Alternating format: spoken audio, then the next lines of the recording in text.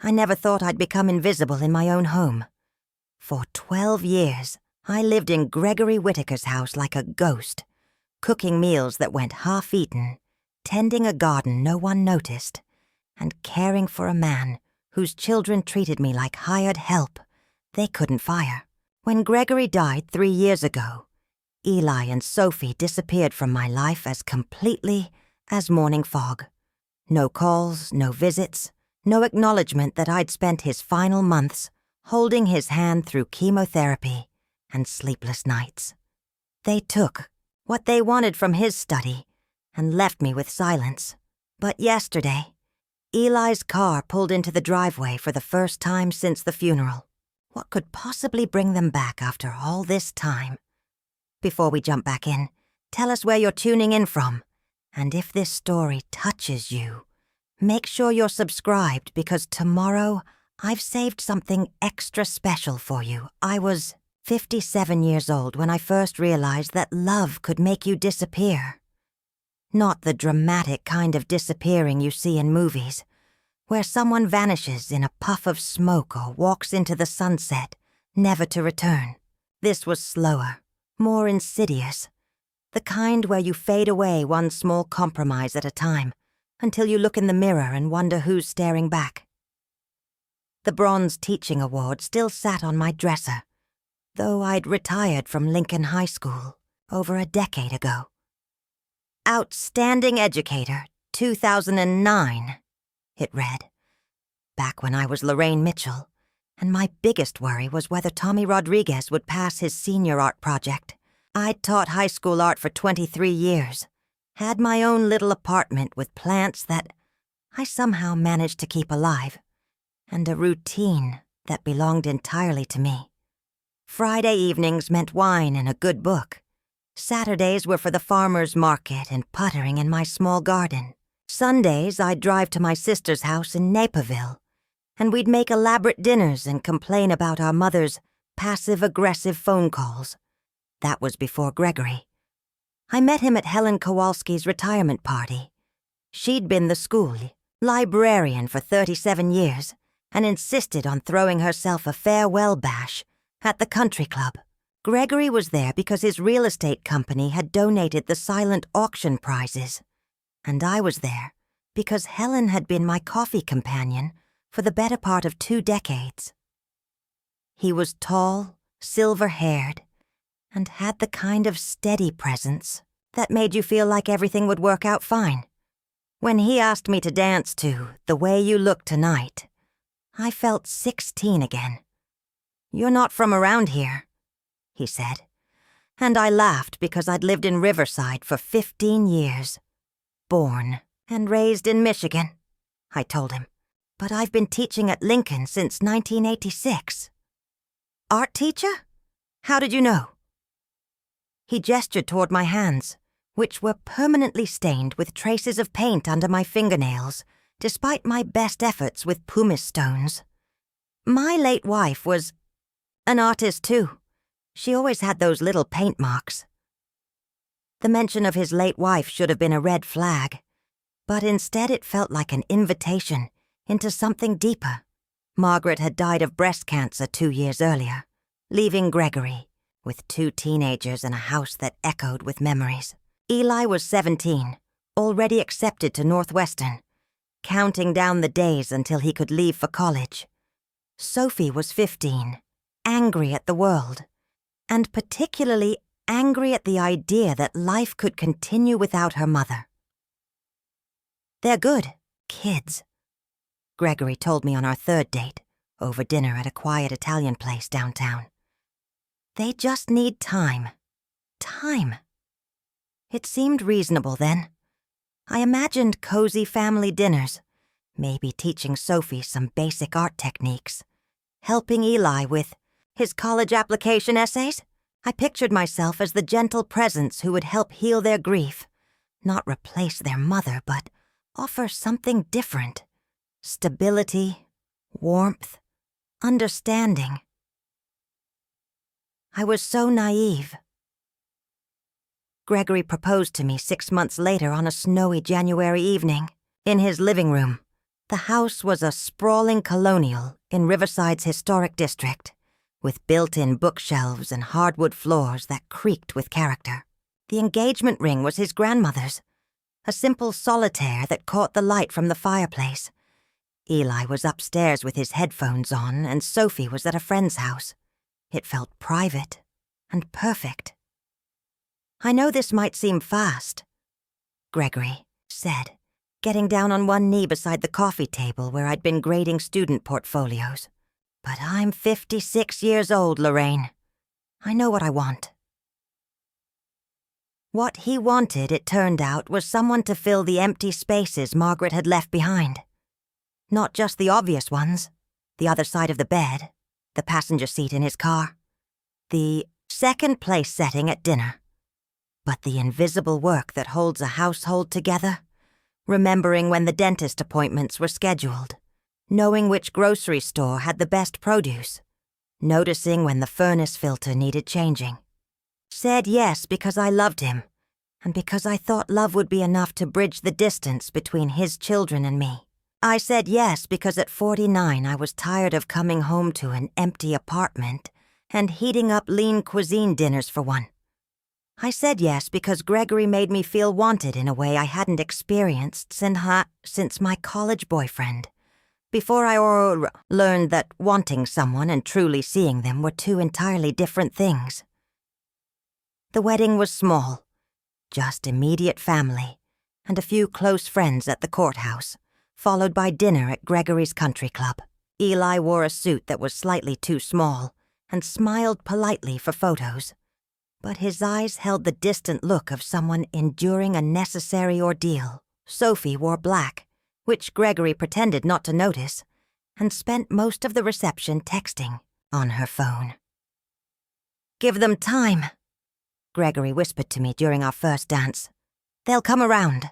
But time, I learned, could calcify resentment just as easily as it could heal wounds. Moving into the Whitaker house meant leaving behind my apartment, my independence, and most of my furniture. Gregory's house was already furnished with Margaret's. Careful choices. A cream-colored sofa that showed every speck of dust, antique side tables that required special polish, and family photos in silver frames on every surface. The master bedroom still held traces of her perfume in the walk-in closet, and her jewelry box sat untouched on the dresser. "We should redecorate," I suggested gently one evening, about a month after the wedding. "Make it feel like ours." Gregory looked up from his newspaper with a startled expression, as if I'd suggested burning the house down. "The kids are already dealing with so much change," he said. "Maybe we should wait until they're both in college." So I waited. I learned to navigate around Margaret's ghost, to cook in her kitchen using her recipes, to sleep in her bed, and pretend I didn't notice when Gregory sometimes whispered her name in his sleep. I kept my teaching award and a few personal photos on the nightstand on my side of the bed. Small claims to territory in a house that never quite felt like home. Eli left for Northwestern that fall, and the house grew quieter. Sophie's hostility shifted from active antagonism to cold politeness. She'd say please and thank you when I made her lunch or drove her to soccer practice, but the words felt rehearsed, empty of any genuine warmth. When her friends came over, she'd introduce me as my dad's wife, Lorraine. Never as her stepmother, never with any indication that I held any meaningful place in her life. "She's warming up to you," Gregory would say, choosing to interpret Sophie's basic civility as progress. I can tell. But I could tell too, and what I saw was a 15-year-old girl who'd learned to tolerate my presence while waiting for me to prove temporary. She was polite to the mailman too, but that didn't make him family. The years passed in a quiet rhythm of small compromises and swallowed disappointments. I retired from teaching when Gregory suggested I might enjoy having more time at home. I Gave up my Thursday evening pottery class because it conflicted with Sophie's soccer games. I learned to make Gregory's coffee exactly the way Margaret had. 2 sugars, a splash of cream, and pretended not to notice when he sometimes called me by her name first thing in the morning. Eli visited occasionally during college breaks. Always polite but distant, like an acquaintance, fulfilling a social obligation. He'd thank me for dinner and ask how I was doing with the kind of surface-level interest you might show your Uber driver. Sophie graduated high school and went to DePaul, majoring in communications with dreams of becoming a social media influencer. She'd post photos from family gatherings that somehow managed to crop me out entirely, or included me only as a partial shadow at the edge of the frame. "Look at this sweet throwback." She'd caption a photo of her and Gregory at her high school graduation, taken right after a family dinner where I'd spent 3 hours cooking her favorite meal. In the photo, you could see just my hand passing a dinner roll in the background, disembodied and easily ignored. I told myself it didn't matter. I told myself that love wasn't about recognition or gratitude, that I was building something meaningful with Gregory, even if his children couldn't see it. I told myself that patience was a virtue, that kindness was its own reward, that I was the bigger person for not demanding acknowledgement. But late at night, when Gregory was asleep beside me, and the house was quiet, I'd sometimes lie awake and wonder what had happened to the woman who'd won teaching awards and maintained her own household and never felt invisible. I'd think about my old apartment, with its morning light streaming through windows I'd chosen myself, and wonder if I'd traded too much for the promise of love. The first signs of Gregory's illness appeared when he was 64. He'd always been a careful eater, but he started losing weight without trying. He'd complain of stomach pain after meals, then brush off my suggestions to see a doctor.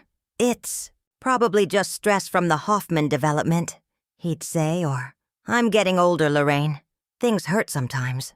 When he finally agreed to see Dr. Peterson, it was only because I'd made the appointment myself and threatened to drive him there, whether he liked it or not. That was the first time in our marriage I'd put my foot down about anything. And the surprise in Gregory's eyes made me realize how thoroughly I'd learned to defer to his preferences. The diagnosis came on a Tuesday afternoon in March: pancreatic cancer. Stage 3. Dr. Peterson delivered the news with professional compassion, but I could see in his eyes what he couldn't say directly, that Gregory's time was measured in months, not years. Gregory took the news with the same steady composure he brought to everything else. He asked practical questions about treatment options and timelines, took notes in his careful handwriting, and scheduled follow-up appointments with the same methodical approach he'd used for real estate contracts. I called Eli and Sophie from the hospital parking lot while Gregory was scheduling his first oncology appointment. Eli was in his final year at Northwestern, busy with job interviews and senior projects. Sophie was finishing her sophomore year at DePaul, deeply involved in her sorority and a new relationship with a boy named Chad, who appeared in every other Instagram post. "How bad is it?" Eli asked, his voice flat and practical. "Dr. Peterson says we'll know more after the first round of tests," I told him, sitting in Gregory's Honda Civic with the windows down because I couldn't seem to catch my breath. "But it's serious, Eli. He'll need treatment and recovery time, and—" "I can come home this weekend," Eli said. Sophie probably should too. They came that first weekend. They sat in the living room while Gregory explained his treatment plan, nodded at appropriate moments, and asked the right questions. But I could see them calculating already how much time they'd need to take off from their lives, how much disruption this would cause, how to manage a crisis that felt both urgent and abstract. "We'll figure it out," Sophie said, hugging Gregory. "Goodbye Sunday evening." "Dad, you're going to beat this." But as she hugged him, I caught her eye over his shoulder, and what I saw there wasn't hope or determination. It was the look of someone already beginning to grieve, already stepping back to protect herself from too much pain. Gregory's illness lasted 18 months. 18 months of chemotherapy treatments and radiation appointments. Of good days, when he felt strong enough to work in his study, and bad days, when he couldn't keep down more than ginger ale and crackers. 18 months of learning to read the subtle signs of his discomfort, of sleeping lightly so I could wake up when he needed help, getting to the bathroom at 3 a.m. Eli visited when he could, usually for a long weekend every few months. He'd graduated and taken a job as a financial analyst in Chicago, a 40-minute drive that might as well have been across the country for how often he made it. Sophie came home more frequently, but her visits felt performative, orchestrated for social media as much as genuine concern. She'd post photos of herself holding Gregory's hand with captions about family strength and cherishing every moment, but then spend most of her visit on her phone, texting with friends or updating her Instagram stories. I became Gregory's primary caretaker by default, not by explicit discussion, but through the gradual accumulation of daily necessities. I drove him to appointments because I had more flexibility in my schedule. I learned to manage his medications because I was the one home when the pharmacy called. I researched clinical trials and alternative treatments because the quiet evening hours gave me time to scour medical websites and cancer support forums. "You don't have to do all this," Gregory told me one evening as I helped him to bed after a particularly difficult day of chemotherapy. His skin had taken on a grayish pallor, and he'd lost so much weight that his wedding ring kept sliding around on his finger. "I want to," I said. And it was true. Not because I enjoyed watching him suffer, but because taking care of him felt like the most meaningful thing I'd done in years. It was tangible work with clear purpose, unlike the endless emotional labor of trying to win over his children or find my place in a house full of someone else's memories. Gregory died on a Thursday, morning in October, with me holding his hand and Sophie flying in from a sorority retreat in Wisconsin. Eli had been there the night before, but had gone home to shower and change clothes, planning to return by noon. The nurse said Gregory had been waiting for Sophie, that sometimes patients hold on until their loved ones arrive. I wanted to point out that I'd been there all along, through every sleepless night and difficult treatment, but it seemed petty and small to compete for Gregory's final moments. Instead, I held his hand and told him it was okay to let go, that Sophie was on her way, and he'd fought hard enough. He died peacefully, just as the morning light was streaming through the bedroom windows. I'd finally been allowed to redecorate the year before. Sophie arrived 20 minutes later, and her grief was raw and immediate, the kind of sobbing that comes from deep in the chest and can't be controlled or contained. I held her while she cried, this young woman who'd never quite accepted me but needed comfort from someone who understood her loss. For a few minutes, standing in that sunny bedroom where Gregory had just died, I thought maybe we'd finally found common ground in our shared grief. But grief, I learned, doesn't automatically create connection. It can just as easily build walls. The week after Gregory's funeral was a blur of casseroles from neighbors and paperwork that seemed to multiply overnight. I'd never realized how much bureaucracy surrounded death. Death certificates and insurance, claims, bank accounts that needed to be closed or transferred, subscriptions that needed to be canceled. Gregory had been methodical about his affairs, but even his careful organization couldn't eliminate the endless forms and phone calls. Eli took charge of the estate proceedings with the efficiency of someone accustomed to managing complex financial matters. He'd taken a week off work and approached Gregory's final arrangements like a project that needed to be completed on schedule. Sophie helped when she could, but her grief came in unpredictable waves that left her alternately furious and exhausted. "Dad would have hated all this fuss," she said on the third day, watching me sort through sympathy cards at the kitchen table. "He was so private. It was the first time she'd really talked to me since the funeral, and I looked up hopefully, thinking maybe shared sorrow would create an opening for real conversation." He was, I agreed. But I think he would have been touched by how many people cared about him. Sophie nodded absently, already reaching for her phone as it buzzed with another text message. The moment passed, and we returned to our separate islands of grief. Gregory's lawyer, Harold Brennan, scheduled a meeting for the following Tuesday to read the will. It felt oddly formal and old-fashioned, like something from a movie. But Harold had been Gregory's attorney for over 20 years and insisted on doing things properly. "There shouldn't be any surprises," Eli told me the night before the meeting. We were sitting in Gregory's study, surrounded by boxes of papers we'd been sorting. "Dad was pretty straightforward about his wishes." I nodded, though I realized I had no idea what those wishes actually were. Gregory and I had never had detailed conversations about inheritance or estate planning. I knew there were life insurance, policies, and retirement accounts, and I assumed the house would be mine since we'd been married for 12 years.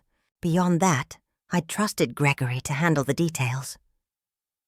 Harold's office was downtown, in one of those old buildings with marble lobbies and brass elevators that spoke of established money and long-standing traditions.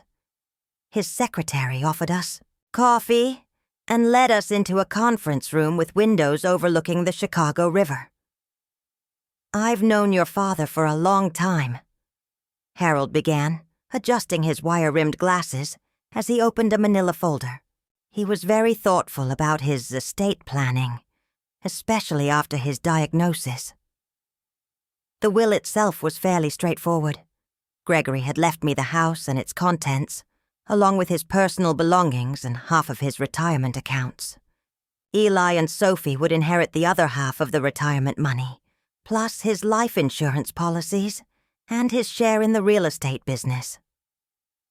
"It's generous," I said quietly, surprised by the scope of what Gregory had left me.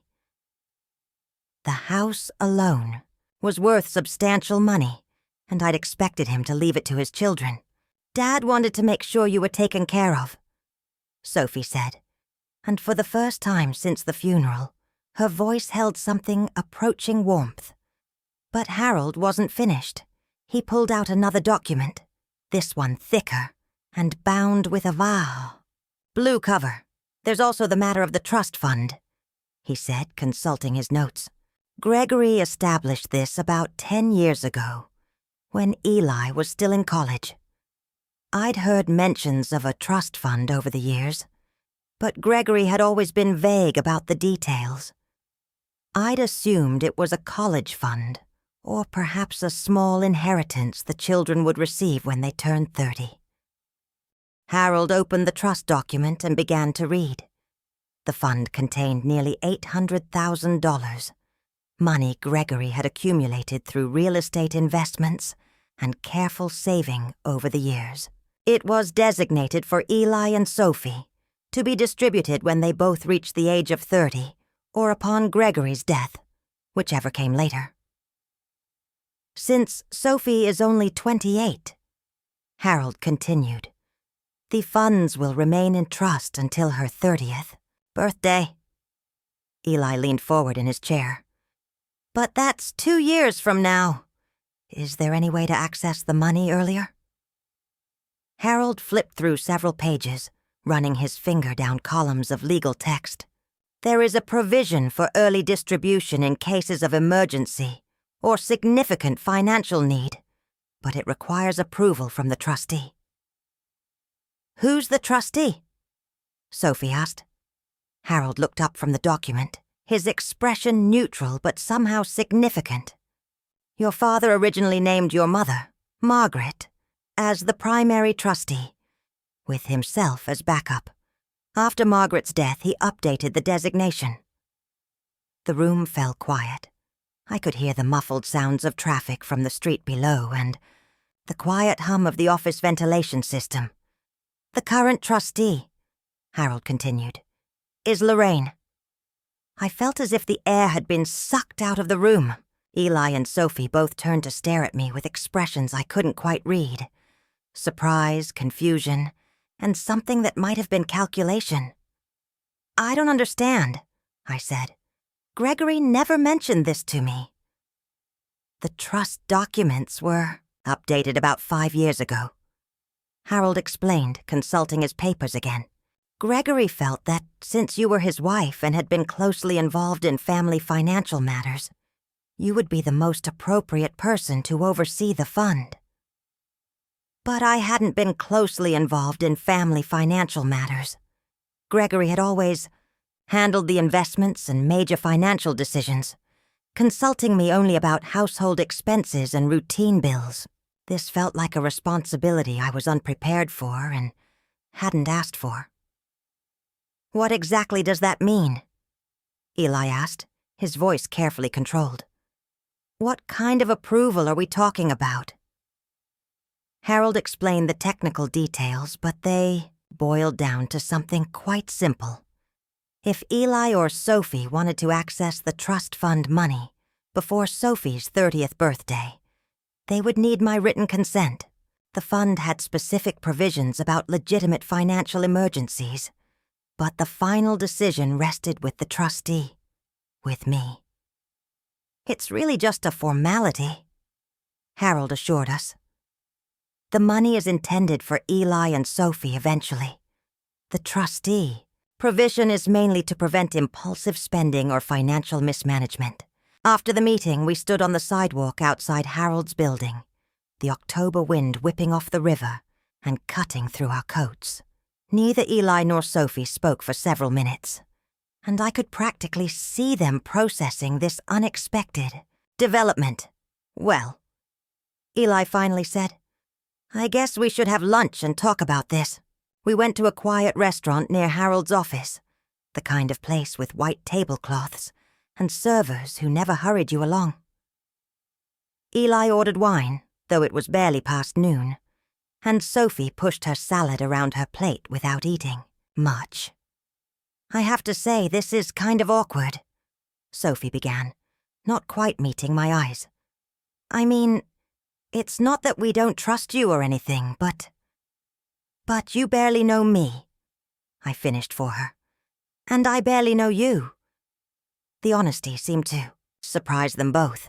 For 12 years, we'd all pretended that politeness was the same as relationship, that Gregory's love for me would somehow translate into familial connection with his children. But sitting in that restaurant, with Gregory's legacy literally resting in my hands, the pretense felt impossible to maintain. "Dad must have had his reasons," Eli said diplomatically. "He was always careful about financial planning." I thought about Gregory's reasoning, trying to understand why he'd placed me in this position without discussing it with me first. Was it an oversight? Something he'd intended to change but never got around to? Or had it been deliberate, a way of ensuring that his children would have to maintain some connection with me after his death? "Do either of you need the money right now?" I asked. "I mean, is this about an emergency or something urgent?" They exchanged glances across the table, the kind of wordless communication that comes from a lifetime of shared history I'd never been part of. "Not exactly an emergency," Eli said carefully. "But I've been looking at investment opportunities, and having access to the funds would give me more flexibility." Sophie nodded. And I'm trying to build my brand as an influencer. There are some marketing opportunities that require upfront investment, and it would be amazing to have access to that money now, instead of waiting 2 years. Telling and preparing this story took us a lot of time, so if you are enjoying it, subscribe to our channel. It means a lot to us. Now back to the story. Their requests sounded reasonable on the surface, but something about the conversation felt rehearsed, as if they'd discussed this possibility before coming to the lawyer's office. I wondered how long they'd known about the trust fund provisions, whether Gregory had told them about my role as trustee. "I need to think about this," I said. "It's a big responsibility, and I want to make sure I'm doing what Gregory would have wanted." "Of course," Sophie said quickly. "We totally understand. Take all the time you need." But I could see the impatience in Eli's eyes, the barely concealed frustration at having to ask permission for what he considered rightfully his. I could see Sophie calculating how much charm and persuasion it might take to get me to sign whatever papers would release the money. We finished lunch with awkward small talk about Sophie's social media career and Eli's work in Chicago. They both promised to stay in touch, to visit soon, to include me in family gatherings that had never quite included me before. But their promises felt hollow, motivated by necessity rather than genuine affection. After they left, I sat in my car in the restaurant parking lot for a long time, trying to process what had just happened. For 12 years, I'd been the outsider in Gregory's family, tolerated but never truly welcomed. Now, suddenly, I held something they wanted, something they needed me to approve. The irony wasn't lost on me. Gregory had spent our entire marriage avoiding confrontation, smoothing over the tensions between his children and me with platitudes about time and patience. But in death, he'd created a situation that forced us all to confront the reality of our relationships. I drove home through neighborhoods I'd grown to know well over the years, past the grocery store where I'd shopped for family dinners that Eli and Sophie rarely attended, past the park where I'd walked alone while Gregory was at work and his children were building their separate lives. The house looked the same as always, but everything felt different now. That evening, I called my friend Mara, who'd been practicing estate law for over 20 years. We'd known each other since college, and she was one of the few people who understood both my marriage to Gregory and my complicated relationship with his children. "So let me get this straight," Mara said after I'd explained the situation. "Gregory made you the trustee of an $800,000 fund without telling you about it?" "Apparently so. And his kids, who've barely spoken to you since the funeral, suddenly want to have lunch and talk about family." "That's about the size of it." Mara was quiet for a moment. I could hear her dog barking in the background and the sound of papers rustling on her desk. "Lorraine," she said finally, "you realize you have absolutely no obligation to approve early distribution, right? The trust was set up with specific age requirements for a reason." "But they're his children," I protested. "The money is meant for them eventually." Eventually being the key word. Gregory could have structured this differently if he'd wanted them to have immediate access. He could have left them the money directly in his will, or set up the trust with different age requirements. I'd been so focused on my shock at being named trustee that I hadn't really considered the implications of Gregory's choices. Why had he created such a complicated arrangement? Why involve me at all? "What do you think I should do?" I asked. "I think you should take your time," Mara said. "Get copies of all the trust documents, understand exactly what you're dealing with, and make a decision based on what you think is right, not what's convenient for everyone else." After we hung up, I went into Gregory's study and sat at his desk, Surrounded by the familiar smell of his cologne and the books he'd never finished reading, the mahogany filing cabinet in the corner was locked, and it took me 20 minutes to find the key in the back of his desk drawer. Inside the cabinet, I found folders full of financial documents, insurance policies, and investment statements. And there, in a folder labeled Trust Documents, was a complete copy of the fund Gregory had established for his children.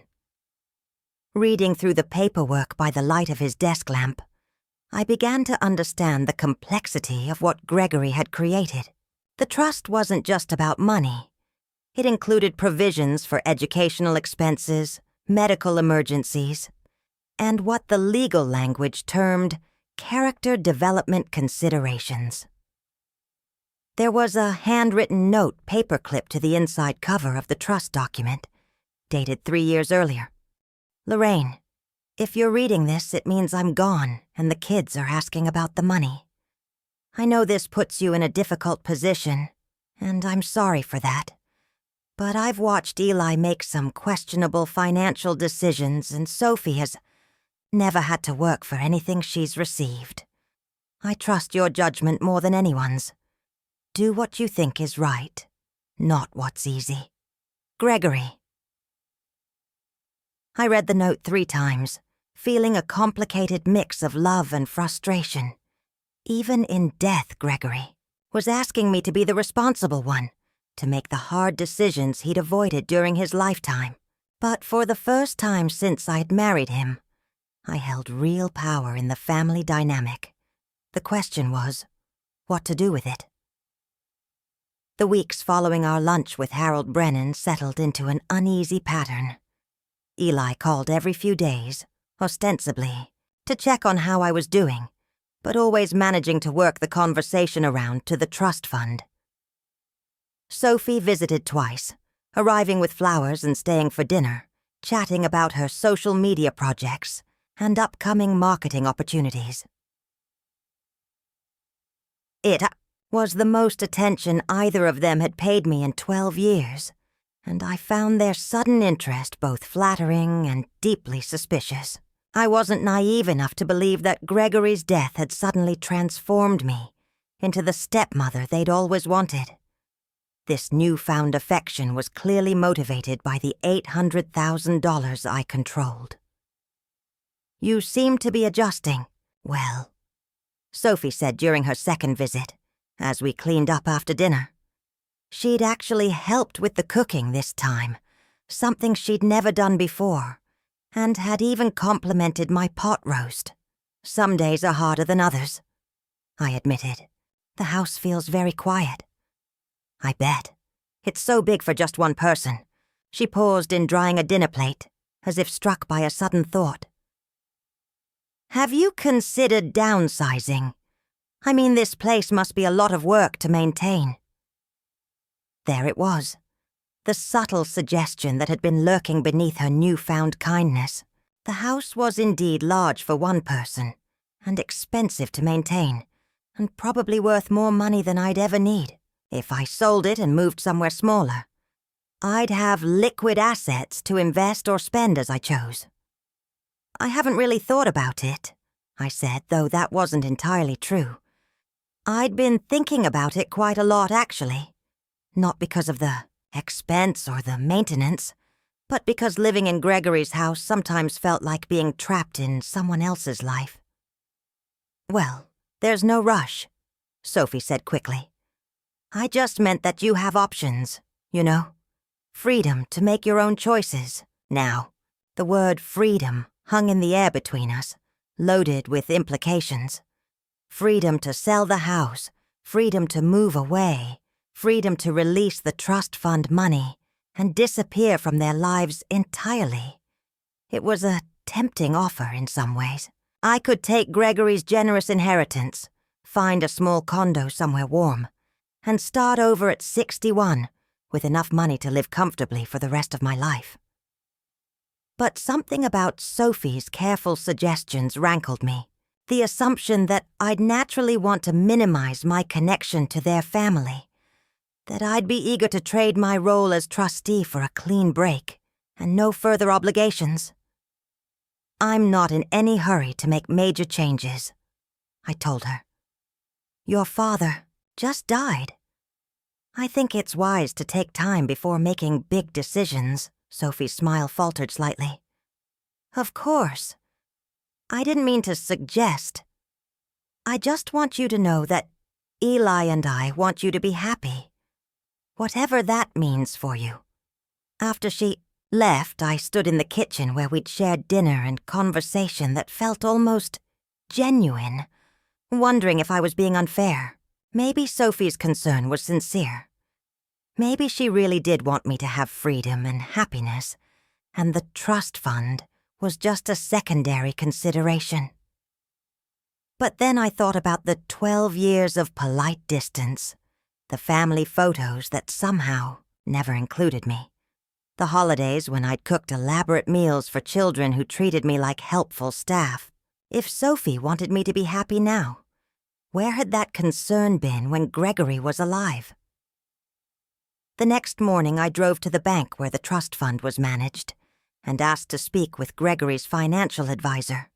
Janet Holbrook had been handling Gregory's investments for over 15 years, and she greeted me with the kind of professional sympathy that suggested she'd dealt with many widows in similar situations. I was sorry to hear about Gregory's passing, she said, settling behind her desk with a thick folder of documents. He was a careful investor and a good man. Thank you. I'm here because I'm trying to understand the trust fund he set up for his children. I've been named as trustee, and I want to make sure I understand my responsibilities. Janet walked me through the fund's performance over the past decade. Gregory had been conservative but smart with his investments, and the original $500,000 had grown to nearly $800,000 through careful management and regular contributions. He was very specific about the distribution terms, Janet explained. He felt strongly that his children should have some life experience before inheriting a substantial sum of money. Did he ever talk to you about making me the trustee? Several times, actually. He said he trusted your judgment and felt you understood the value of hard work. Janet paused, consulting her notes. He also mentioned that he was concerned about some financial decisions Eli had made in college. This was news to me. I'd never heard about any financial problems Eli had experienced, though I realized how little I actually knew about either of Gregory's children. Their lives had been carefully compartmentalized away from me, shared with their father in conversations I wasn't privy to. What kind of decisions? I asked. Janet hesitated, clearly weighing professional discretion against helpful information. Nothing catastrophic, she said finally. But he'd gotten involved in some high-risk investments, cryptocurrency, day trading, that sort of thing. Lost several $1,000s of his college fund money. Gregory had to bail him out his senior year. I thought about Eli's mention of investment opportunities and wondered if his request for early trust fund distribution was motivated by another financial mistake. How much did I really know about his current financial situation, beyond his steady job and nice apartment? And Sophie? I asked. Gregory never mentioned any specific concerns about Sophie's spending, but he did say she'd never had to earn money for herself. Everything had always been provided. College tuition, car payments, spending money. He wanted her to have a few years of independence before inheriting a large sum. The conversation with Janet gave me new perspective on Gregory's decision to name me as trustee. It wasn't just about convenience or family connection. It was about his genuine concern for his children's financial responsibility. He'd trusted me to make decisions that he couldn't bring himself to make directly. That afternoon, I called Mara and asked her to review the trust documents more carefully. I want to understand exactly what my obligations are. I told her, and what constitutes legitimate grounds for early distribution. Mara spent the weekend reviewing the paperwork and called me Sunday evening with her analysis. This is actually a very well-constructed trust, she said. Gregory clearly worked with someone who knew what they were doing. The language around early distribution is quite specific. It has to be for educational purposes, medical emergencies, or what's called significant life advancement opportunities. What does that last part mean? Things like starting a business, buying a first home, or other major life investments that would demonstrate financial responsibility. It's not meant for general living expenses or speculative investments. Based on Mara's analysis, neither Eli's vague investment opportunities nor Sophie's influencer marketing plans would qualify for early distribution. The trust was designed to prevent exactly those kinds of expenditures. Of course, Mara added, as trustee, you have some discretion in interpreting those terms. But you'd want to document your reasoning carefully, especially since there's so much money involved. Monday morning, I was in the garden pulling up the last of the summer vegetables when I saw a familiar car pull into the driveway. Beatriz Molina had worked as our housekeeper for the final 2 years of Gregory's life, coming twice a week to help with the heavy cleaning and laundry. She'd been one of the few people in the house who'd treated me with genuine warmth, and I'd grown to look forward to her visits. "Mrs. Lorraine," she called, getting out of her car with a covered casserole dish. "I brought you some enchiladas, my mother's recipe." Beatrice was in her 60s, with graying hair she kept in a neat bun and kind eyes that seemed to see everything. She'd been working for families in the area for over 30 years, and she had an intuitive understanding of household dynamics that came from observing people in their most unguarded moments. "That's so thoughtful," I said, pulling off my gardening gloves to accept the dish. "Would you like some coffee?" I was just about to take a break. We sat at the kitchen table where Sophie and I had shared dinner the week before, and I found myself telling Beatrice about the trust fund situation. She listened without comment, occasionally nodding or asking a clarifying question. "Mr. Gregory, he was a good man," she said when I'd finished explaining. "But sometimes good men make their women do the hard work they don't want to do themselves." It was such a succinct summary of my marriage that I almost laughed. Gregory had indeed been a good man, kind, responsible, faithful. But he'd also been conflict avoidant, preferring to smooth over problems rather than address them directly. Making me the trustee was typical of his approach. Let Lorraine handle the difficult decisions, while he remained the beloved father who never had to say no. "What do you think I should do?" I asked. Beatrice stirred sugar into her coffee, taking her time before answering. "I think you should remember that those children never treated you like family when their father was alive. People don't change just because they want something. But the money is meant for them eventually." "Eventually, yes.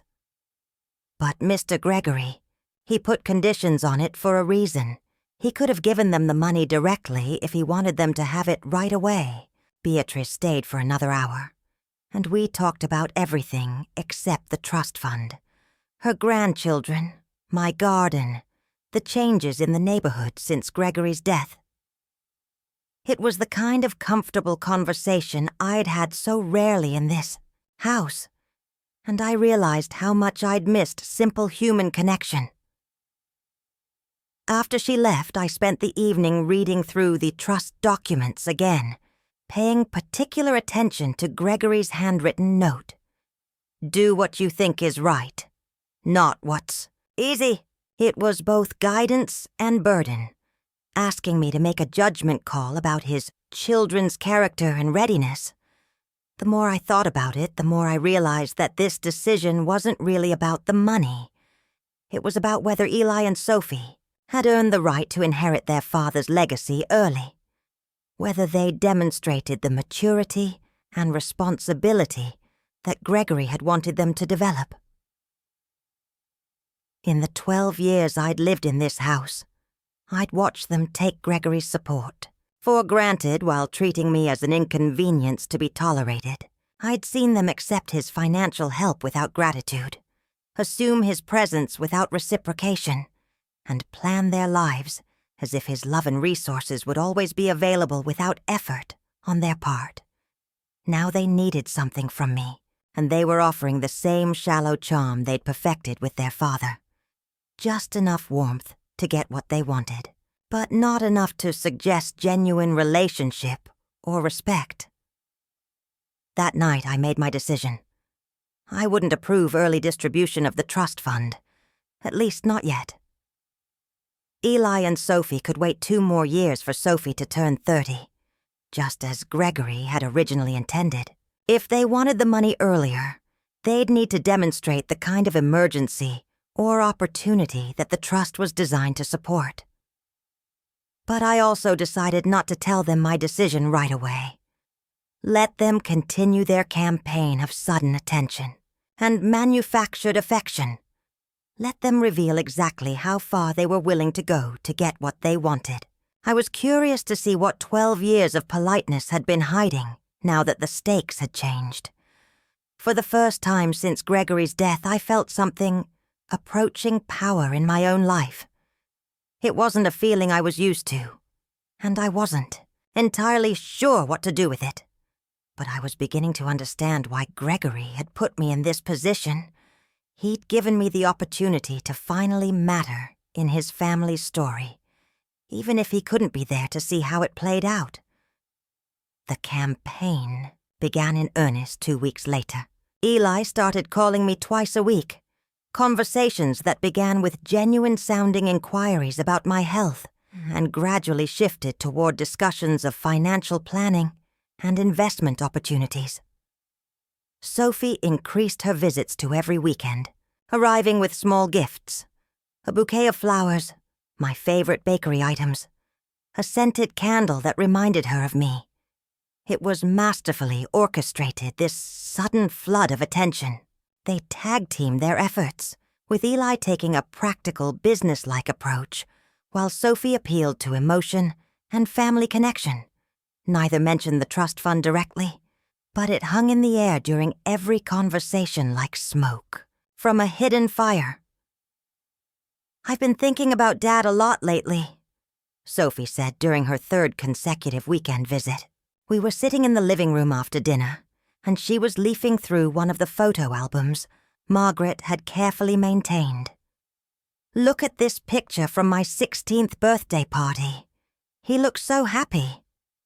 The photo showed Gregory with his arm around a teenage Sophie, both of them grinning at the camera. In the background, I could see the elaborate decorations Sophie had insisted on. Purple and silver streamers, a 3-tier cake, dozens of balloons. I'd spent the entire day helping with preparations, while Sophie and her friends got ready upstairs, but I wasn't in any of the photos from the party itself. "He loved celebrating your milestones," I said, which was true. Gregory had been an attentive father, never missing a school play or soccer game, always ready to fund whatever activity or opportunity his children showed interest in. "I wish I'd appreciated it more at the time," Sophie said with a wistful sigh. "You know how teenagers are. You think your parents will always be there." It was the closest she'd come to acknowledging her own past behavior, and I felt a flicker of hope that maybe this conversation would be different from the others. "Knew you loved him," I told her. "Even when you were going through difficult phases." Sophie closed the photo album and turned to face me directly. "Can I ask you something? Do you think Dad was disappointed in me? I mean, with my career choice and everything?" The question caught me off guard. Sophie's social media influencer. Career had always seemed frivolous to me, but Gregory had been supportive, or at least publicly neutral about her choices. Why would you think that? I asked. I don't know. Sometimes I felt like he thought I wasn't serious enough about life. Like I needed to prove myself somehow, before he'd really respect me as an adult. It was a surprisingly insightful comment, and I wondered if Sophie had intuited more about the trust fund conditions than she'd let on. Did she understand that Gregory's decision to delay distribution was specifically about wanting his children to develop more maturity and life experience?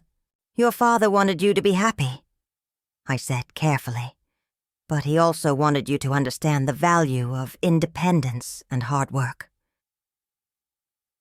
Sophie nodded thoughtfully. That's why I've been working so hard on building my brand. I want to prove that I can support myself, you know? That I'm not just some privileged kid living off family money. The irony of this statement, given that she was currently campaigning for early access to family money, wasn't lost on me. But I could see genuine anxiety in Sophie's expression, a vulnerability I'd never witnessed before. What would proving yourself look like to you? I asked. I've got this amazing opportunity, Sophie said, her voice gaining energy and enthusiasm. There's a marketing agency that wants to partner with me on a major campaign. It would involve product placement deals, sponsored content, maybe even my own product line eventually. But I need upfront capital to hire a professional photographer, upgrade my equipment, and invest in inventory. She pulled out her phone and showed me a presentation she'd prepared. Professional-looking slides with revenue projections and market analysis. It was more thorough and businesslike than anything I'd expected from someone I'd dismissed as focused on superficial social media content. This is impressive, I admitted. How much upfront investment are we talking about? Ideally, about $100,000. I know that sounds like a lot, but the potential return is huge. And it's exactly the kind of business opportunity that Dad would have supported.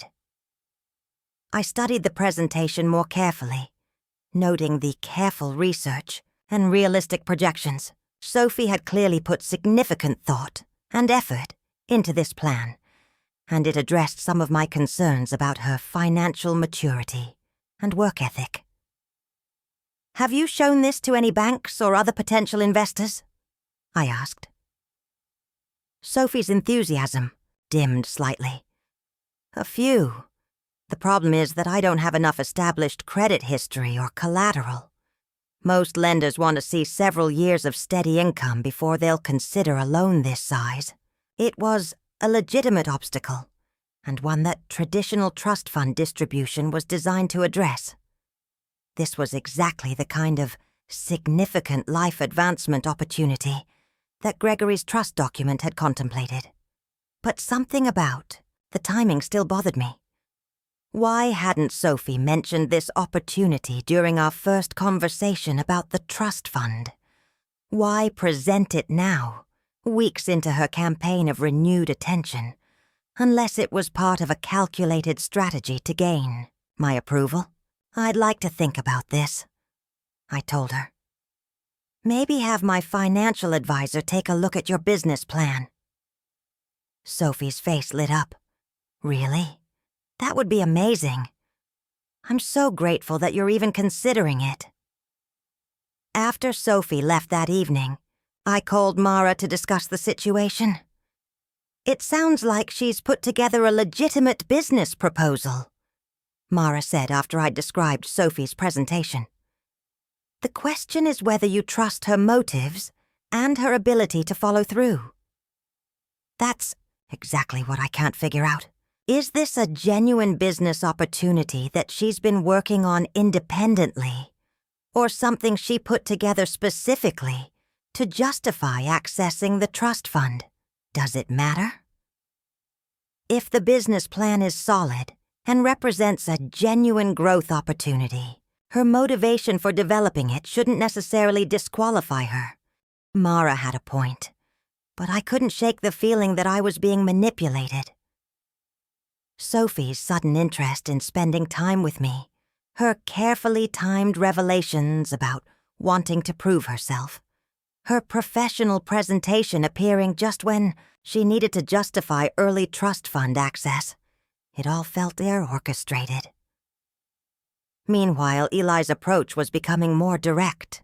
He'd moved beyond vague mentions of investment opportunities and started sharing specific details about his financial situation. "I have to be honest with you, Lorraine," he said during one of our phone conversations. "I'm in a bit of a tight spot financially." He explained that he'd invested heavily in cryptocurrency during the pandemic, convinced that it was the future of finance. When the market crashed, he'd lost most of his savings and had been living on credit cards for the past several months. "I know it was stupid," he admitted. "Dad always warned me about high-risk investments, but I thought I was smarter than the market. Classic millennial overconfidence, right?" His self-deprecating honesty was disarming, and I found myself feeling sympathetic despite my suspicions about his motives. "How much are we talking about?" I asked. "About $40,000 in credit card debt, plus another $15,000 I borrowed from friends. I can make the minimum payments on my salary, but it's going to take years to dig out of this hole." Eli's financial troubles were exactly the kind of problem that traditional trust fund wisdom was designed to prevent.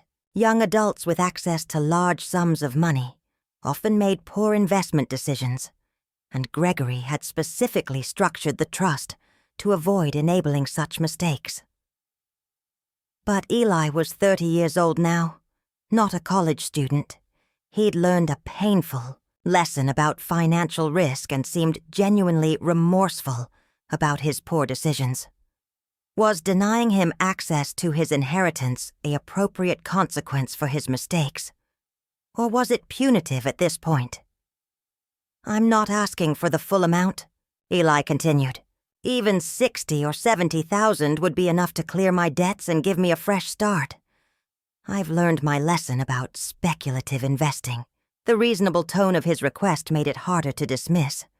But I couldn't forget Janet Holbrook's revelation that Gregory had already bailed Eli out of financial trouble once during college. Was this a pattern of poor decision-making, followed by requests for family money to fix the consequences?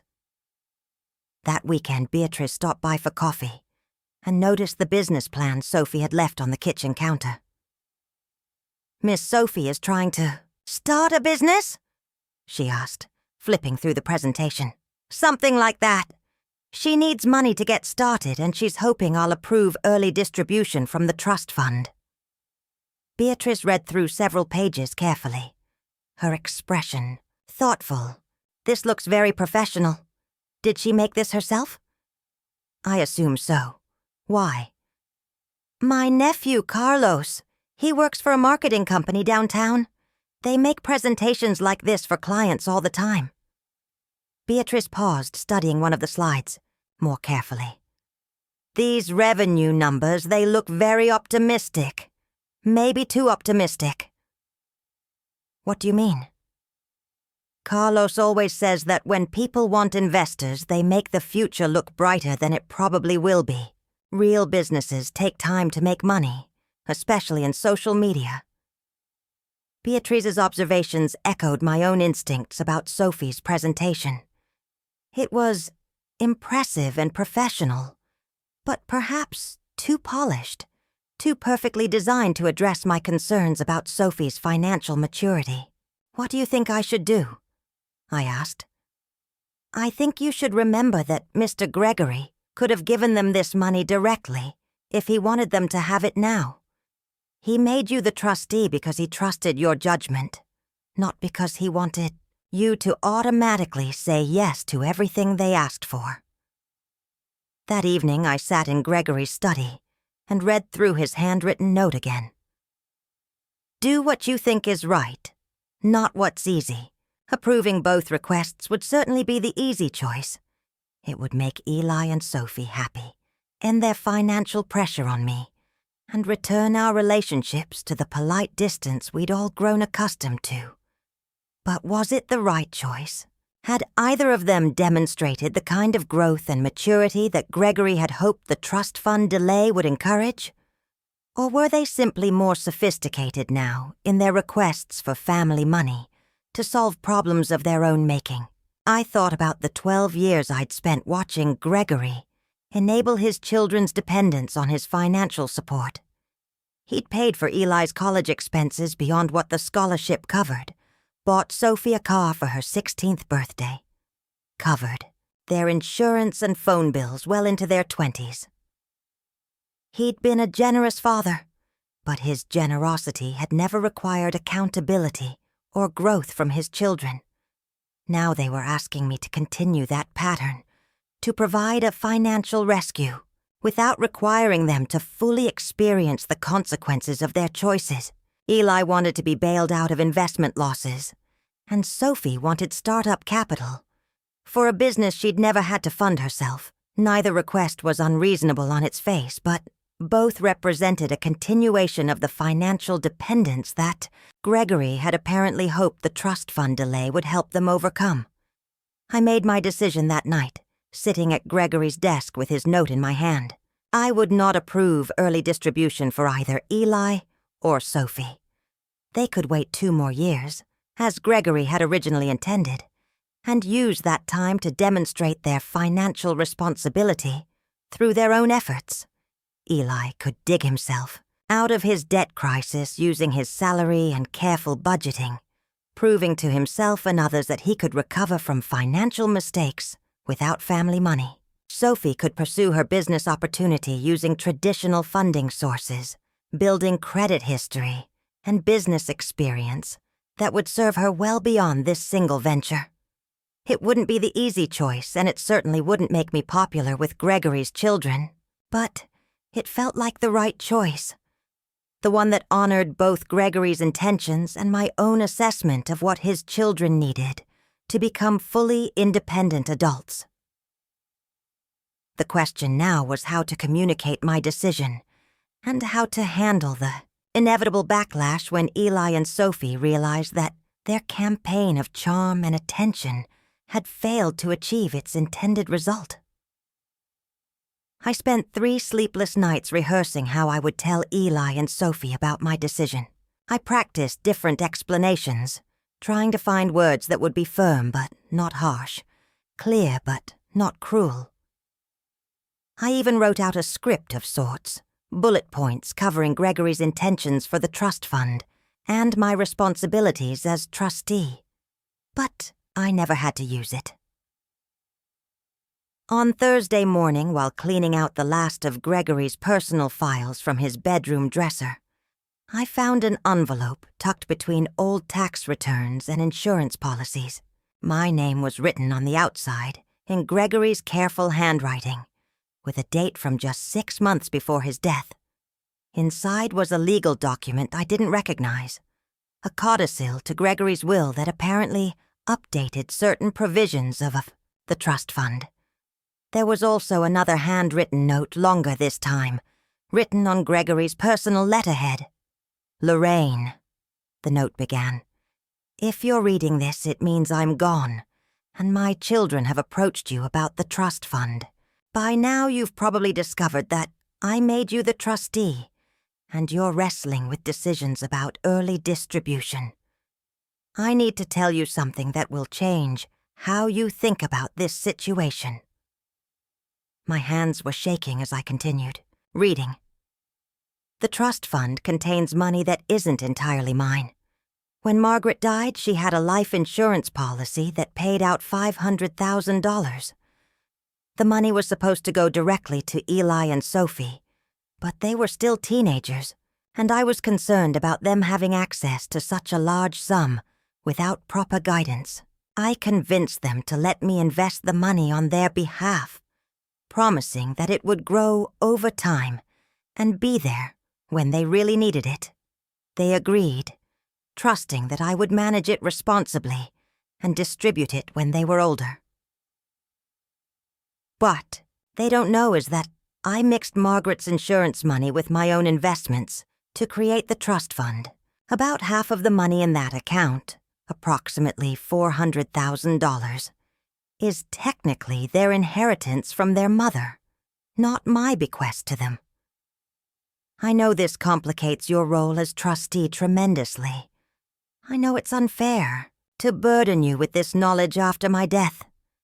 But I couldn't bring myself to tell them the truth while I was alive, and I couldn't bear the thought of them receiving such a large inheritance without having learned to value financial responsibility.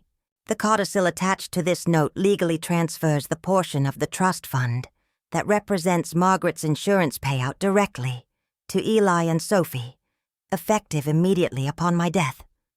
They have a legal right to this money that supersedes any trustee authority. However, they can only claim it if they know it exists. The codicil was filed with Harold Brennan, but he was instructed not to mention it unless specifically asked about Margaret's insurance policy. I'm leaving this decision up to you, Lorraine. You can tell them about Margaret's money and let them claim it immediately. Or you can let them continue believing that the entire trust fund is subject to the age restrictions I established. Either choice is legally defensible. If you tell them about the insurance money, they'll have financial independence but won't have learned the lessons I hoped the trust fund delay would teach. If you don't tell them, they'll have to wait 2 more years, but will hopefully develop more maturity and financial responsibility in the meantime. This is an impossible position to put you in, and I'm sorry for that. But I trust your judgment more than anyone's, including my own. You've watched my children for 12 years. You know their strengths and weaknesses better than I was willing to admit to myself. Do what you think Margaret would have wanted for her children, not what's easiest or most convenient. I love you, and I'm grateful for everything you've given our family, even when we didn't deserve it. Gregory. I read the note 3 times before the full implications sank in. Eli and Sophie weren't just asking me to approve early distribution of their father's money. They were unknowingly asking me to decide whether they could access money that was legally already theirs. Margaret's life insurance payout had been sitting in that trust fund for over 10 years, growing and compounding, while her children waited for permission to access their own inheritance. Gregory had essentially stolen their money, however well-intentioned his motives might have been. The codicil was dated and notarized, clearly legal and binding. All I had to do was call Harold Brennan and ask about Margaret's insurance policy, and he would be obligated to inform Eli and Sophie about the codicil and their right to immediate distribution of their mother's money. But Gregory had deliberately structured things so that decision rested with me. He'd given me the power to reveal or conceal information that would fundamentally change his children's financial situation. I sat on the bedroom floor, surrounded by Gregory's papers, trying to process this revelation. Everything I thought I knew about the trust fund situation had been reframed in an instant. This wasn't about Gregory's careful estate planning or his concerns about his children's financial maturity. This was about a father who'd lied to his children about their inheritance from their mother. The ethical implications were staggering. Eli and Sophie had been waiting years for money that was already legally theirs, making financial decisions based on the assumption that they couldn't access their inheritance until Sophie turned 30. Eli's debt problems, Sophie's business, financing challenges, both could be resolved immediately with money that belonged to them. But there was another layer to consider. If I revealed the truth about Margaret's insurance money, I would also be revealing that Gregory had been fundamentally dishonest with his children about something crucial. It would change how they remembered their father, potentially destroying their idealized image of him as a loving, trustworthy parent. Was that my decision to make?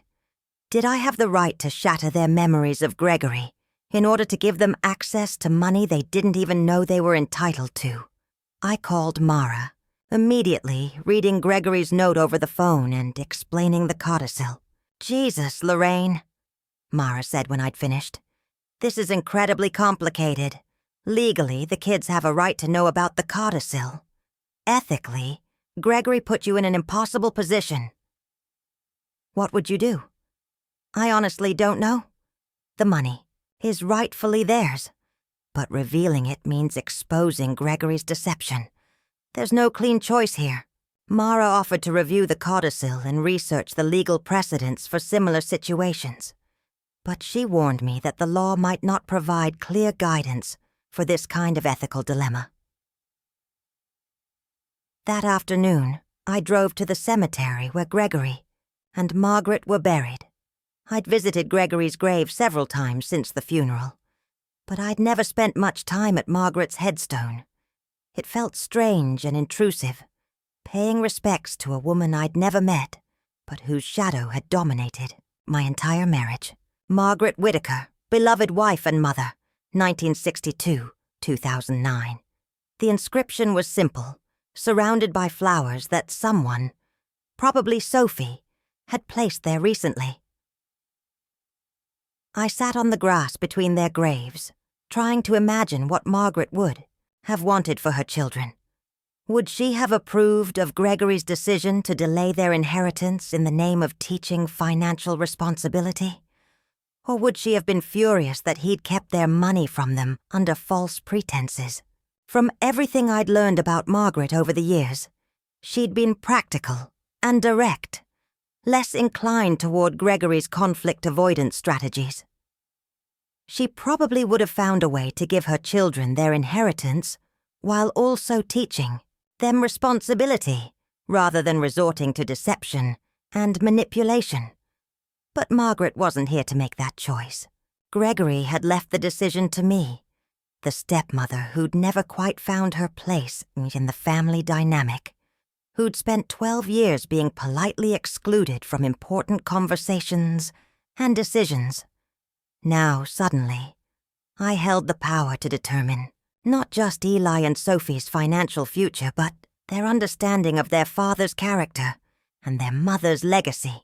It was a crushing responsibility, one I'd never asked for and didn't feel qualified to handle. That evening, Sophie called to ask if she could come over for dinner on Saturday. "I've been thinking about our conversation last weekend," she said, "about the business opportunity and proving myself to Dad. I wanted to talk to you about something." Her voice held an excitement that made me wonder if she'd developed new arguments for accessing the trust fund, or perhaps found other potential investors for her business plan. "Of course," I said. "I'll make that chicken dish you liked last time." After we hung up, I realized that Sophie's visit would force me to make a decision about revealing Margaret's insurance money. I could continue the charade of deliberating about trust fund distribution while knowing that Eli and Sophie already had legal access to half the money. Or I could tell them the truth and deal with the consequences.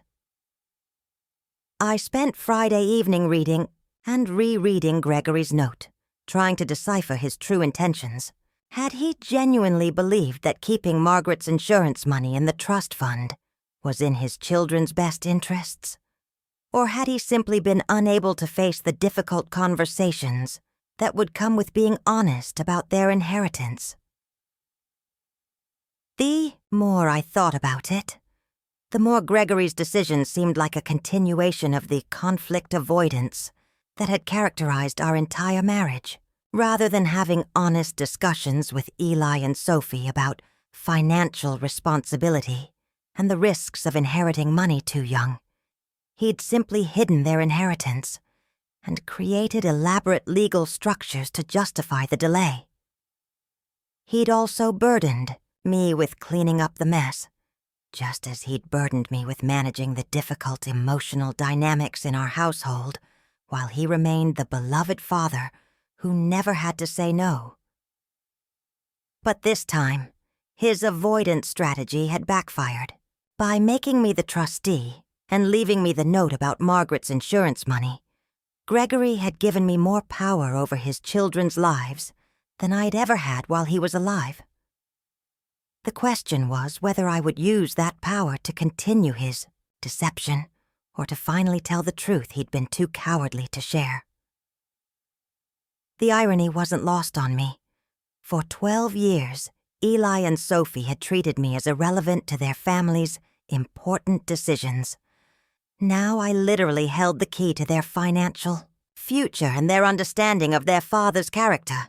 The stepmother they'd dismissed and ignored was about to determine the most significant revelation of their adult lives. Saturday morning, I made my choice. I would tell Sophie the truth about Margaret's insurance money when she came for dinner. I would show her Gregory's note in the codicil, explain her legal rights, and let her decide what to do with the information. It wouldn't be easy, and it certainly wouldn't be clean, but it would be honest, which was more than Gregory had managed in 10 years of managing his children's inheritance. The truth, I realized, was its own form of justice. Saturday arrived gray and drizzly, the kind of October day that made the house feel smaller and more intimate. I spent the morning preparing Sophie's favorite dinner, herb-crusted chicken with roasted vegetables, and the apple crumble I'd perfected over years of trying to win her approval.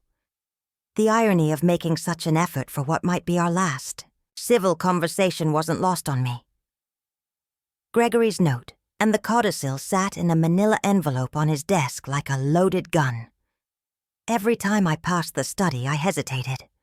Was I ready to shatter the fragile peace Sophie and I had built this past month? I kept thinking about Margaret's grave, about the inscription calling her a beloved mother. She'd arranged the life insurance policy to provide for her children, but Gregory had turned it into a tool of control. Sophie arrived at 3, carrying a bottle of wine, and wearing the casual elegance she'd perfected online. She looked beautiful and confident, but tension lingered around her eyes. "Something smells amazing," she said. "You didn't have to go to all this trouble." "I wanted to," I said. "Whatever happened tonight, I wanted it to be a good memory." We chatted for an hour. Her social media work, my garden, a dating story about her friend. It felt easy, almost like family. Over dinner, she grew more serious. "I've been thinking about Dad, about what he wanted for Eli and me." "He wanted you to be happy," I said, "but also independent." "I know. That's why I've been working on my business plan. I want to succeed on my own, not with trust fund money." She paused. "I think I've been going about this all wrong, asking for an early distribution. That's exactly what Dad didn't want. I need to prove I can do this myself." I looked up, surprised. She was withdrawing her request, demonstrating the kind of maturity Gregory had hoped for. "I've been talking to other investors, people in the influencer space. One of them might be willing to partner with me." She was excited, thoughtful, and it made what I had to tell her even harder. "Sophie," I said, setting my fork down, "there's something you don't know about the trust fund." Her smile faded. "Is there a problem?" "Not a problem exactly, but your father kept something from you and Eli. Something that changes everything." I retrieved the envelope from the study, hands trembling, and placed it on the table. Sophie read Gregory's note first, her expression shifting from confusion to anger. "He lied to us," she said, "about Mom's money. He's been lying for 10 years. "Yes. $400,000 of that trust fund was Mom's life insurance money. We could have had it years ago. According to the codicil, yes." She read the document, her hands shaking. "Why didn't Harold tell us during the will reading?" "Because Gregory told him not to mention it. unless you specifically asked about Margaret's policy. Which we wouldn't do, because we assumed Dad would tell us if there was anything. Her voice was rising. He manipulated us into thinking we needed his permission to access our own money. I nodded, unable to speak. Does Eli know? Not yet. I wanted to talk to you first. She stood abruptly and walked to the window. I can't believe this. All those years of student loans, struggling with rent, and Mom had already provided for us. Sophie. And how long have you known? I found the note Thursday morning. I've been trying to decide what to do. Decide what to do? It's our money, Lorraine. The way she said my name stung. The warmth we'd built was gone. Your father asked me to make a judgment call, I said, about whether you and Eli were ready. She laughed bitterly. I'm 28, Lorraine. I have a degree, a business plan, no criminal record. What more do I need to prove? She was right. The idea of financial readiness seemed irrelevant now. You're right. I'm sorry. It's not my decision to make. No, it's not. And it wasn't Dad's either. Mom chose to provide for us, and he had no right to override that. I thought of Margaret, the woman I never met, and how she'd tried to care for her children, even in death. Gregory had rewritten her intentions. What are you going to do? I asked. Call Harold Brennan on Monday. Then call Eli. He deserves to know what our father really thought of us. Sophie, I know you're angry. Angry doesn't. Cover it! She was gathering her coat. Do you know what hurts most? It's not even the money. It's the lying. It's Dad treating us like children. She paused at the door, her voice low and cutting. And it's you sitting on this, deciding whether we were worthy of knowing the truth, just like Dad. The accusation hit hard. I had tried to weigh everything, to do what was right, but I'd still chosen silence, at least for a while. I was trying to honor your father's wishes. Well, your judgment was wrong. She left without a goodbye, the car pulling out fast. I stood at the window watching her go, knowing I'd likely lost any chance at a real relationship with her. But I also knew I'd done the right thing. Margaret's money belonged to her children. They had a right to it, even if the truth hurt. Later, I cleaned the dishes in silence and thought about calling Eli. Sophie would tell him soon, but I wanted him to hear from me too. First, though, I'd call Harold Brennan to make sure he'd honor the codicil immediately. No delays, no complications. The house was quiet, quieter than it had been since Gregory died. For a brief time it had felt alive, with visits and calls, with hope for something like family. Now it returned to stillness, but this time was different. I wasn't the silent stepmother anymore. I'd made a choice that mattered, that would change Sophie and Eli's lives. Not the choice Gregory wanted, not the one that kept the peace, but the one that told the truth. Margaret's jewelry box still sat on the dresser upstairs, playing her wedding song. Tomorrow her children would finally receive the inheritance she intended. It was a small victory, and a costly one. I didn't sleep that night. Every time I closed my eyes, I replayed the conversation with Sophie, wondering if I could have handled it differently, if there had been a way to reveal the truth without destroying whatever progress we'd made toward understanding each other. At 6:30 in the morning, my phone rang. Eli's name appeared on the screen, and I knew Sophie had already called him. Lorraine. His voice was carefully controlled, but I could hear the anger underneath. Sophie told me about the insurance money, about Dad's note. I'm sorry you had to learn about it this way. Are you? Because from where I'm sitting, it looks like you've been playing games with information that belonged to us. The accusation stung, but I understood his anger. From Eli and Sophie's perspective, I'd become another adult who'd decided what they needed to know about their own lives. I was trying to figure out the right thing to do, I said. Your father put me in an impossible position. No, he didn't. The right thing was to tell us immediately. The money is ours, Lorraine. It's been ours for 10 years. Eli was right, and I didn't have a good defense for my delay in revealing the information. I'd been so focused on Gregory's concerns about his children's financial responsibility that I'd lost sight of their fundamental right to know about their inheritance. You're absolutely right, I said. I should have told you both immediately. The admission seemed to deflate some of Eli's anger. Look, I know Dad put you in a difficult situation, but this isn't just about the money. It's about trust and honesty and being treated like adults. I understand. What are you going to do? Sophie and I are meeting with Harold Brennan this morning. We're going to claim the insurance money and find out exactly what other information Dad might have kept from us. After we hung up, I sat in the kitchen drinking coffee and thinking about Harold's reaction when Eli and Sophie showed up demanding answers about Margaret's insurance policy. He'd probably been dreading this conversation for years, knowing that Gregory's deception would eventually come to light. I was surprised when my doorbell rang at 9 o'clock.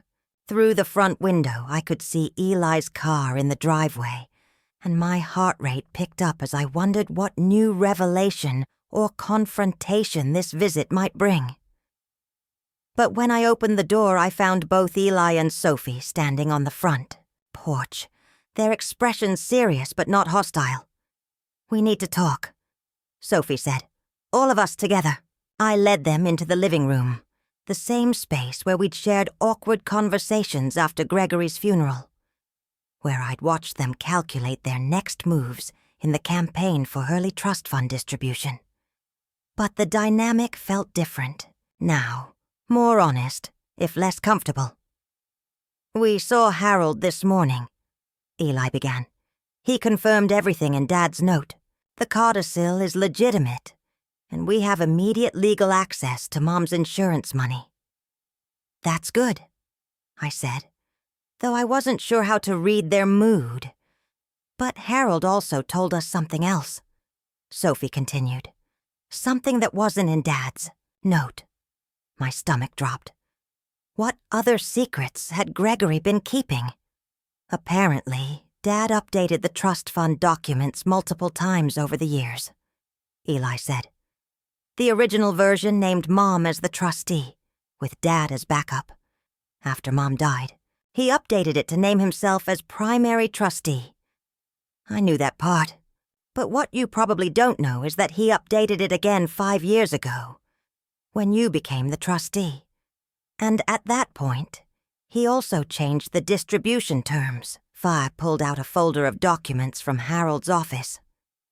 In the original version, Eli and I were supposed to receive the money when we both turned 25. Dad changed it to 30 when he made you the trustee. I stared at the papers, trying to process this new information. Gregory had not only hidden Margaret's insurance money from his children, but he'd also extended the delay for accessing his own contributions to the trust fund. Why would he do that? I asked. Harold thinks it was because of some financial mistakes I made in college, Eli said. Apparently, Dad was more worried about my judgment than he ever let on. But changing the age requirement affected both of us, Sophie added. I never made any financial mistakes. I was being punished for Eli's poor decisions. The unfairness of Gregory's approach was becoming clearer. Rather than having direct conversations with his children about money management and responsibility, he'd used legal mechanisms to extend their dependence without their knowledge or consent. There's something else, Eli said. Harold showed us the correspondence between Dad and the lawyers who drafted these documents. Dad was very specific about wanting to use the trust fund to teach us lessons about patience and financial responsibility. Sophie's expression darkened. He literally told the lawyers that he wanted us to prove ourselves worthy of our inheritance, like we were medieval peasants seeking favor from the lord of the manor. The more I learned about Gregory's approach to the trust fund, the more manipulative it seemed. He'd created elaborate legal structures to avoid having honest conversations with his children, then burdened me with implementing his deceptive strategy. "But here's the thing we can't figure out," Eli said, leaning forward in his chair. "Harold said Dad talked to him extensively about making you the trustee. It wasn't a casual decision or an oversight. Dad specifically wanted you in that role." "Why?" Sophie asked. "No offense, but you barely knew us, and we certainly didn't have a close relationship.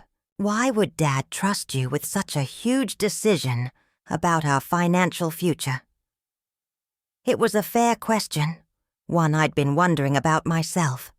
Gregory had never discussed his reasoning with me, never prepared me for the responsibility he was placing on my shoulders. "I think," I said slowly, "your father knew that he'd created an unsustainable situation. He'd lied to you about your mother's money, and he'd extended the trust fund delay without telling you. Eventually, the truth was going to come out." I paused, trying to articulate thoughts that were still forming in my mind. I think he wanted someone outside the family to be the one to reveal the truth, someone who wouldn't be protected by your love and respect the way he was. Eli and Sophie exchanged glances, considering this possibility. "You think he set you up to be the bad guy?" Sophie asked. "I think he set me up to make choices he couldn't make himself, including the choice to tell you about your mother's insurance money." The room fell quiet as we all contemplated the implications of Gregory's strategy. He'd engineered a situation where his own deception would be revealed by someone else, preserving his image as a loving father while ensuring that his children would eventually learn the truth. "That's incredibly manipulative," Eli said finally. "It is," I agreed. "But it's also very much in character for your father. He hated confrontation, especially with people he loved." Sophie stood up and walked to the mantelpiece, where family photos chronicled decades of Whittaker family history. She picked up a picture of herself with Gregory at her high school graduation, both of them smiling broadly. "I keep looking at these photos and wondering how much of it was real," she said. "Was Dad genuinely proud of us? Or was he always calculating what lessons we needed to learn?" "He was genuinely proud of you," I said, without hesitation. "His love for you and Eli was never in question. His methods were problematic, but his intentions came from a place of caring. Caring." Sophie's voice rose. "He stole our inheritance and lied to us for years. How is that caring?" "Because he was terrified of you making the same mistakes he'd watched other wealthy families make. He'd seen trust fund kids who never learned to work, who burned through fortunes without understanding their value. He wanted better for you." "But that wasn't his choice to make," Eli said. "Mom left us that money. She trusted us to handle it responsibly, even as teenagers. Dad overruled her judgment. He was right, and I didn't have a good defense for Gregory's decision to redirect Margaret's insurance payout. Whatever his concerns about his children's financial readiness, he'd had no right to override their mother's final gift. "So, what happens now?" I asked. "Now we claim Mom's money and try to figure out how to rebuild trust in our family," Sophie said, "which, unfortunately, includes you." The comment surprised me. "Me?" "Like it or not, you're part of this family's story now," Eli said. "Dad made sure of that when he appointed you as trustee. You know things about our family that we didn't know ourselves." And you made the choice to tell us the truth, even though it was painful," Sophie added. "That matters." I felt tears forming. In my eyes, overwhelmed by their unexpected grace in the face of such a difficult revelation. "I know we haven't been fair to you over the years," Eli continued. "We treated you like an outsider because it was easier than accepting that Dad had moved on after Mom's death. But you've been dealing with his complicated decisions and protecting our interests, even when we didn't appreciate it." Sophie returned. To her seat, her expression softer than it had been since she'd arrived. "The truth is, we need to stick together to figure out Dad's legacy. There might be other things we don't know about, other decisions he made that affect all of us." "What do you mean?" "Harold suggested we do a complete review of Dad's estate and business affairs," Eli explained. "Make sure there aren't any other surprises waiting for us." The prospect of more revelations was daunting, but also oddly comforting. For the first time since Gregory's death, Eli and Sophie were including me in their plans, treating me as a partner rather than an obstacle. "I'd like that," I said. "I'd like to understand what your father was thinking, and why he made the choices he did." "It won't be easy," Sophie warned. "We're probably going to discover things that change how we remember him." "Maybe," I said, "but at least we'll be discovering them together." It wasn't the reconciliation I'd hoped for, and it wasn't the family relationship I'd dreamed of during my marriage to Gregory. But it was honest, and it was real, and it was built on a foundation of truth rather than polite fiction. For the first time in 12 years, I felt like I actually belonged in the Whittaker family story.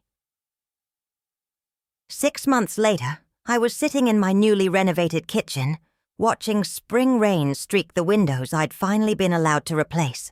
The house still bore Gregory's structure, but now it reflected my choices. The cream-colored sofa had been swapped for a warm blue sectional. Margaret's formal dining room had become my art studio, where easels stood in place of her untouched crystal cabinets. The changes weren't just aesthetic. After months of sifting through Gregory's financial affairs with Eli and Sophie, we'd uncovered just how much control he'd exercised, redirecting Margaret's insurance, setting up education funds, making donations in the family's name, even managing properties Sophie hadn't known she owned. He wasn't just controlling our money, Sophie had said over one of our weekly dinners. He was controlling our entire understanding of our family's finances. Yet buried in the manipulations was genuine concern. Gregory had made these decisions to ensure his children's long-term security, albeit through methods they found paternalistic and deceptive. Eli had used some of the insurance money to clear his debts and rebuild with help from a conservative financial advisor. The near collapse of his finances had taught him more than any delayed trust fund could. Sophie, meanwhile, used a portion of her inheritance to boost her influencer business. Now she was respected for authentic, thoughtful content. And she was proud of having built something herself. "I'm glad I didn't get the money when I was 25, she told me. "I would have wasted it chasing a lifestyle instead of building a future." Learning the truth about Gregory had hurt, but it had also released them from the burden of idealizing him. They could now see him clearly, a loving, flawed man who made complicated choices with complicated motives. My bond with Eli and Sophie had transformed into something genuine, family forged through shared experience. Together, we'd navigated Gregory's legacy, made decisions about donations and property, and learned to trust each other's judgment. "You know what's funny?" Eli had said during a meeting with Harold Brennan. "We learned more about money management from working with Lorraine than from anything Dad ever did." It was true. Untangling Gregory's estate forced us to research investments, evaluate policies, and collaborate in ways that felt empowering rather than punitive. A knock at the door interrupted my thoughts. Sophie stood on the porch, holding a covered dish and a bottle of wine. "Thai food," she announced, pushing past me into the kitchen. "From that place you've been dying to try." These surprise visits had become routine. Sometimes Sophie with takeout, sometimes Eli with updates. They visited because they wanted to, not out of duty. Over dinner, Sophie shared updates on her latest campaign, a partnership with a financial literacy organization inspired by our trust fund ordeal. "I want to help people avoid making decisions from ignorance," she said. She paused, fork poised over her pad thai. "Eli's bringing someone to dinner next Sunday. Her name's Jennifer. She's a high school math teacher." The idea of Eli bringing someone to our Sunday dinner felt momentous. Sophie noticed my expression. "Are you ready for that?" she asked. "Another woman in the family dynamic." I smiled. "I think so. It'll be interesting to see how we navigate it." "It can't be more awkward than dinners with Dad," she laughed. "Remember all that polite pretending?" I did. Back then, conversation was strained and guarded. Now, our dinners were filled with real talk about Sophie's business, Eli's career, my own musings about teaching again. Even our disagreements felt constructive. "I've been thinking," Sophie said, "about the house and your plans." My stomach tensed. I sometimes feared they resented me for inheriting it. "What about it?" "You should do whatever feels right. Stay, sell, renovate, whatever makes you happy. It's your house now, not Dad's." I didn't need their permission, but hearing it meant more than any legal document. "Actually," I said, "I'm thinking of turning the basement into a real studio, maybe teaching private lessons upstairs." "That sounds amazing," she said, beaming. After she left, I walked the house, imagining how each room might better reflect me. Not Gregory or Margaret. It had been someone else's museum long enough. The next morning, I visited the cemetery as I did monthly, laying tulips on Margaret and Gregory's graves. I'd begun bringing flowers for both, honoring Margaret's part in the family I'd come to know. As I arranged the blooms, I thought about the house, about what home meant now. The Whitaker house would never feel like it had for Gregory or his children, but it was becoming something else, an honest space, a place of rebuilding. I realized, standing among the headstones, that I'd found my place in their story, not as a stepmother trying to replace Margaret, or a tolerated outsider, but as someone who had helped Eli and Sophie reclaim their inheritance and their understanding of love and legacy. It wasn't the family I dreamed of when I married. Gregory, but it was real, earned through truth and shared experience. My phone buzzed. A text from Eli. "Dinner Sunday at 6? Jennifer's excited to meet you," I replied. "Looking forward to it. I'll make my famous apple crumble." Driving home, I pictured introducing Jennifer to our new, honest version of the family. We'd tell the truth about Gregory, the good and the bad, because honesty, I'd learned, was the only real foundation for connection. The house looked warm and alive as I pulled into the driveway, the windows glowing with sunlight and the garden beginning to bloom again. Once the place where I'd felt invisible, it was now where I'd claimed my role.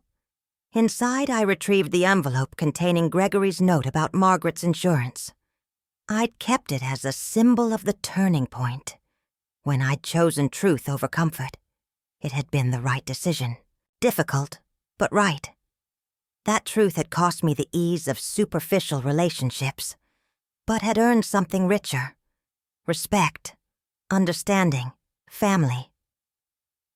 Gregory had been right in one way.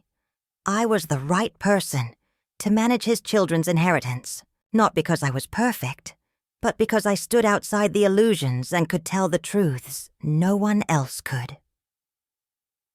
The afternoon light dimmed as I settled into my art studio, surrounded by work that was more abstract, more emotional, more me. These weren't the tidy pieces I once painted. They were honest, like the life I'd built. In one painting, I'd tried to capture the feeling of standing between Gregory and Margaret's graves, honoring both their memory and their children's right to understand their inheritance. In another, I'd painted the kitchen table where Sophie and I had shared so many difficult conversations, where truth had finally been told after years of polite evasion.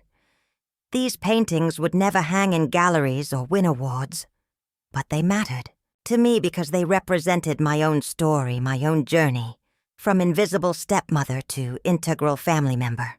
They were evidence of a voice I'd almost lost during my marriage to Gregory, but had somehow managed to reclaim when it mattered most. Sunday dinner with Eli, Sophie, and Jennifer was lovely. Jennifer was smart and funny, with an easy laugh and genuine interest in our family story. She asked thoughtful questions about Gregory's real estate business and Sophie's social media career, and she seemed genuinely charmed by the complicated dynamics we'd learned to navigate. "It's really amazing how you've all worked through such a difficult situation," she told me as we cleaned up after dinner. "Eli talks about you with such respect and affection." "We've come a long way," I said, watching Eli and Sophie argue good-naturedly about whose turn it was to load the dishwasher. It wasn't always like this. "The best families are the ones that choose to keep working at it," Jennifer said. "Even when it's hard."